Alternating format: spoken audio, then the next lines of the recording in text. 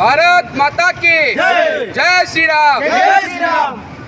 ఈరోజు మహారాష్ట్రలోని ఎన్నికల రిజల్ట్ సందర్భంగా ఎన్డీఏ కూటమి ఆధ్వర్యంలో మొత్తం పోటీ చేసిన సీట్లు 288 అయితే దానికి గాను 218 సీట్లు ఎన్డీఏ కూటమి ద్వారా కైవసం చేసుకోవడం జరిగింది। దీంట్లో 126 సీట్లు బీజేపీ, 54 సీట్లు ఏక్నాథ్ షిండే శివసేన, అలాగే ఎన్సీపీ 38 సీట్లు కైవసం చేసుకోవడం జరిగింది। అలాగే మహారాష్ట్రలో ఛత్రపతి శివాజీ ఏలిన గడ్డ, అక్కడ హిందువులకు అడ్డ, అలాగే ఈ కాంగ్రెస్ ప్రభుత్వం అనేది ఈ ఛత్రపతి శివాజీ నేలపైన ఔరంగజేబ్ జెండా పాదాలని చెప్పేసి చూడడం జరిగింది।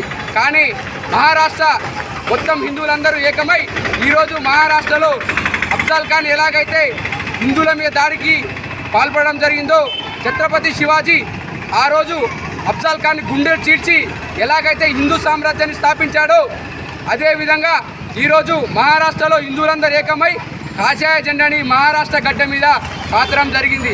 అలాగే ఈ కాంగ్రెస్ ప్రభుత్వం ఒక ఓటు బ్యాంకుని ఆధారంగా చేసుకొని హిందువులని అణగదొక్కుతూ ఒక వర్గాన్ని పైకి లేపుతూ ఈ ఎన్నికని ముందుకు తీసుకురావడం జరిగింది। కానీ హిందువులందరూ ఏకమై ఈ మహారాష్ట్రలో హిందువులందరూ మేమందరం ఒకటే అని నినాదంతో ఈరోజు హైందవ సామ్రాజ్యాన్ని మహారాష్ట్రలో మనం చూస్తున్నాం।